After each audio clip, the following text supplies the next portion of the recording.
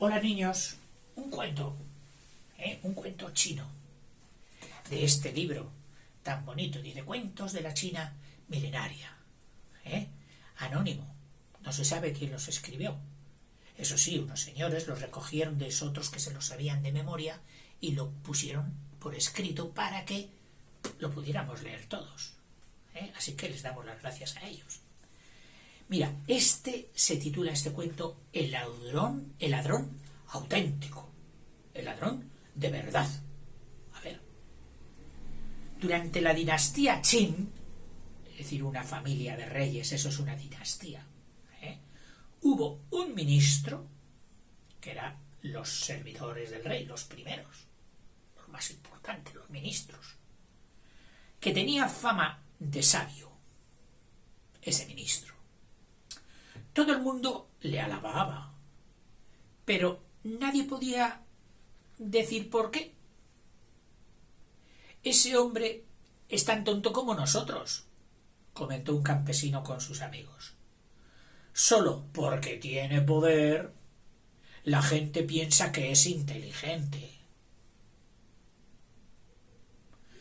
Si es así, ¿por qué no le desenmascaras? ¿Por qué no le descubres y demuestras que no es sabio? Venga, atrévete. Lo haré, respondió el campesino. De eso podéis estar seguros. Y todos se echaron a reír porque pensaban que entre los animales y los hombres que labran la tierra no hay mucha diferencia. Sin embargo, el campesino poseía una inteligencia despierta, era listo, y una valentía sin límites. Se atrevía a todo. En cuanto llegó a su casa, se disfrazó de bonzo, de monje. Con un hábito, se raparía la cabeza, y ya parecía un bonzo. Y se lanzó por los caminos. Se fue a caminar de pueblo en pueblo. Una limosna, decía cada vez que se cruzaba con alguien. Nuestro monasterio es rico, pero quienes lo habitamos somos pobres. Una limosna, por favor. Raramente se marchaba con las manos vacías, casi siempre le daban algo. Su interpretación era, de hecho, tan perfecta, disimulaba tan bien que era un bonzo, que un día hasta su mismo padre le echó una moneda. No lo reconoció, se creía que era un bonzo de verdad y le dio una moneda. Su mismo padre. No me ha reconocido, se dijo contento, alborozado, el campesino. Creo que estoy ya preparado. ¿Para qué perder más tiempo? Entonces se dirigió al embarcadero. Lo usaban solo los comerciantes para atravesar con sus riquezas y sus productos el río. Siempre estaba protegido por soldados y no permitían que nadie se acercara a él, al embarcadero. No puedes entrar, dijeron al verle. Por aquí pasa tanto dinero que si no andamos con mucho cuidado, más de un ladrón haría su agosto. Robaría demasiado, eso se hace en el agosto. El campesino hizo como si no hubiera oído y siguió adelante. «Bah, déjale», dijo uno de los soldados. «Es un pobre bonzo. ¿Qué mal puede hacer? Nada». Sin embargo, a los comerciantes no les pareció bien que una persona así atravesara con ellos el río. No estaban equivocados. Apenas se despegó el barco de la orilla, el falso bonzo empezó a repartir entre ellos cuentas para recitar los 100 nombres de Buda, como unos rosarios, en que consistía en rezar recitando los 100 nombres de Buda, una oración. Vosotros chupáis la sangre al pobre y engordáis con ella. Arrepentíos, y quizá logréis romper el penoso ciclo de la reencarnación. Porque en aquella religión creían que si el hombre en la tierra no se había portado bien, tenía que volver a nacer para portarse mejor. Y si tampoco lo hacía muy bien en la segunda vida, le volvían a obligar a nacer otra tercera vida para que, hasta que en una de las vidas lograse ya la perfección, lograse ser bueno, y entonces ya no volvería a la tierra, se quedaría siempre con Dios en el cielo. Esa era lo que creían en aquella religión, y todavía creen los que la practican. Algunos comerciantes estaban tan asustados por la velocidad de la corriente del río que preguntaron: ¿qué podemos hacer? Nosotros somos comerciantes.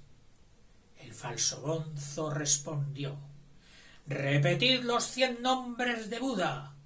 Los comerciantes así lo hicieron, pero el bonzo no parecía satisfecho. ¿Es que no notáis la presencia de la muerte?, gritaba sin cesar. Repetid con más fuerza los 100 nombres de Buda. Los comerciantes los recitaron con tanto empeño que se hipnotizaron unos a otros y cayeron en trance. Entonces el campesino les robó todo lo que llevaban y se marchó nadando hacia la otra orilla. En cuanto se enteró de lo ocurrido, el ministro sabio no salía de su asombro. ¿Que un bonzo ha desvalijado, ha robado todo el barco de los comerciantes?, preguntaba, irritado, enfadadísimo. Sí, respondieron algunos de ellos, ha sido un castigo divino. Nosotros mismos vimos cómo el bonzo volaba por los aires. Habían tenido alucinaciones y creían que el bonzo había salido por los aires. El pueblo se enteró de lo ocurrido y empezó a comentar: nuestro ministro no es tan sabio como creíamos. Si un bonzo es capaz de robar y quedar impune, quedar sin castigo, ¿qué no podrá hacer un bandido? Que saben robar mejor. Aquella noche el campesino, el falso bonzo, volvió a preguntar a sus amigos: ¿veis cómo tenía razón? Hasta las personas más ignorantes se han dado cuenta de que nuestro ministro es incapaz de capturar a un pobre bonzo. ¿De qué te extrañas?, le respondieron. Ese hombre era enviado por Buda. ¿Cómo se puede apresar a quien puede volar por los aires? El campesino tuvo, pues, que volver a disfrazarse. Esta vez se vistió de mujer. Como era joven y tenía los ojos tristes, apenas se notaba que era un hombre. Vaya. Además, poseía un perfume que emborrachaba los sentidos. Se quedaban como atontados. Se lo había robado a uno de los comerciantes, y cuando lo olían, volvían hechizados la cabeza. ¡Qué mujer tan hermosa!, exclamaban los que la veían por la calle. ¿Cómo es posible que no la hayamos visto hasta ahora? Es hija de un comerciante de perlas, dijeron algunos. ¿No os dais cuenta de ese penetrante aroma a mar que le sigue?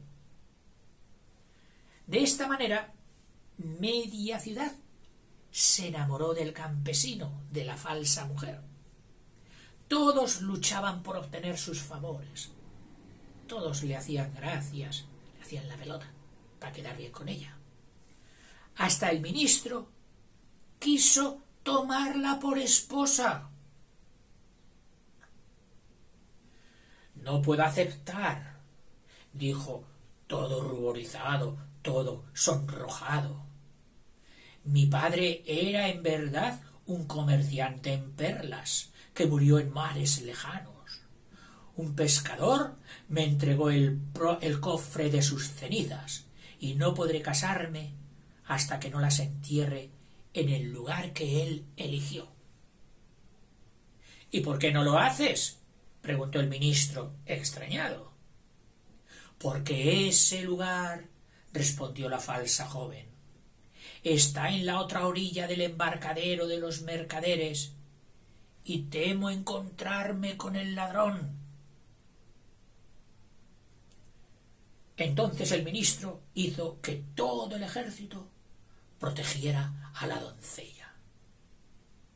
—Pagaréis con vuestras vidas si le ocurre algo —advirtió el ministro a sus soldados. Pero en cuanto subió al barco, la falsa muchacha empezó a coquetear, a hacerse la presumida, con todos los que viajaban en el barco. Hasta los marineros se pusieron celosos unos con otros, que no, que me mira a mí, que no, que me mira a mí, y empezaron a pelearse entre ellos. Poco a poco todos fueron cayendo al agua por la pelea. Entonces el campesino se hizo cargo de la embarcación, tomó el timón y desapareció en cuanto llegó a la orilla opuesta. Irá a enterrar a su padre, se dijeron los soldados. No la molestemos. Pero la doncella cargó con todo lo que llevaba el barco, y nadie supo más de ella. Se marchó. —¡Otra vez ese ladrón! —dijo enfurecido el ministro. —Es un monstruo venido directamente del infierno. Y pensar que he estado a punto de casarme con él. ¡Oh! Se tiraba de los pelos. Entonces recordó el perfume especial que usaba y no paró hasta encontrarlo. Lo comerciaba, lo vendía, un mercader que había sido víctima del campesino. —Por atrapar a ese ladrón —dijo al ministro sabio—, estoy dispuesto a regalarte todo lo que tengo —le dijo el mercader engañado. —No será necesario —respondió su excelencia el ministro—, solo quiero un poco de tu perfume. Buscó después a la mujer más fea de todo el reino y la hizo pasear por cantinas, por los bares y las posadas. En cuanto los hombres olían el perfume, volvían enseguida a la cabeza. Pero su desilusión era tan grande que exclamaban furiosos: —¿Qué broma de mal gusto es esta? ¿Acaso no hay mujeres más hermosas en este reino? Por fin, una noche, entró en la cantina en la que se reunían el campesino y sus amigos. Atraídos por el perfume, todos volvieron la cabeza. Solo él, el bandido, el campesino, solo él continuó charlando y ni siquiera levantó la vista. O sea, no le extrañó que oliese así. Entonces el ministro ordenó a sus soldados: —¡Detenedle! Ese hombre es el ladrón que tantos quebraderos de cabeza nos ha dado. —Yo soy una persona honrada —protestó el campesino—. ¿Qué pruebas tenéis para decir eso, que yo soy el ladrón? —El olor de este perfume es tan irresistible —respondió el ministro—, que cuantos lo huelen vuelven al punto la cabeza. Solo tú no lo has hecho, porque estás acostumbrado a él. Luego tú eres el bandido. Y se lo llevaron encadenado a prisión. Todo el mundo alabó la inteligencia, la sagacidad del señor ministro. Pero perdió su fama de sabio y su puesto.